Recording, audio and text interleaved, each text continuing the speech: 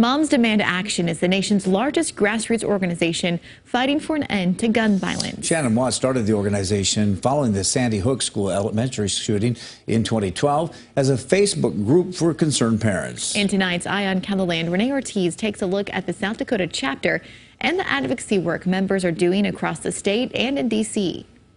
I realized after more and more of these things happened that I was almost getting numb to it, and I knew that that was a problem. The South Dakota chapter of Moms Demand Action has been working to get a message of gun safety throughout South Dakota. Volunteers with MDA can be found at parades, protests, concerts, and sporting events. We are not about taking guns away from people. We are pro 2A. We are pro having guns. Several of our volunteers have guns. But what we are for is responsible gun ownership. Chapter leader Emily Thomas joined in 2015 after the Harrisburg High School shooting.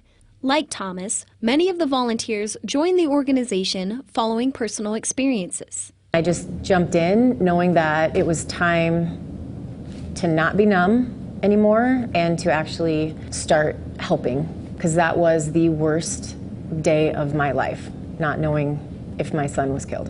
In 2017, after the shootings at the Las Vegas concert, was when I got involved more. I lost a friend of mine to gun violence in 5th grade, and so I've been pretty passionate about this movement ever since then. The chapter's social media lead, Tiffany Toki, recently traveled to D.C. representing the South Dakota chapter. I went to D.C. to meet with Senate members.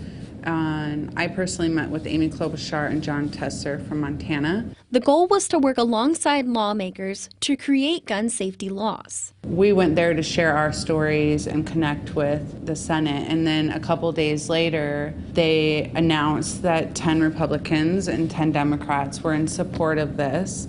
The measure, which recently passed the Senate, expands background checks for people under 21.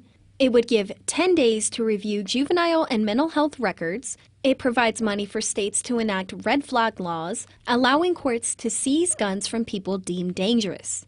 It also targets the so-called boyfriend loophole by preventing dating partners convicted of domestic abuse from buying a gun. A lot of people don't know that gun violence is suicide by firearm. Gun violence is domestic violence. According to the Gun Violence Archive, as of June 22, 2022, there have been nearly 21,000 gun violence deaths this year in the United States. More than 9,000 of those deaths were homicides. We have a homicide rate that's 26 times higher than the homicide rate of any other peer country. As of mid-June, the Gun Violence Archive lists 278 mass shootings in 2022, and 782 children under the age of 17 have died of gun violence. No one is pro-gun violence.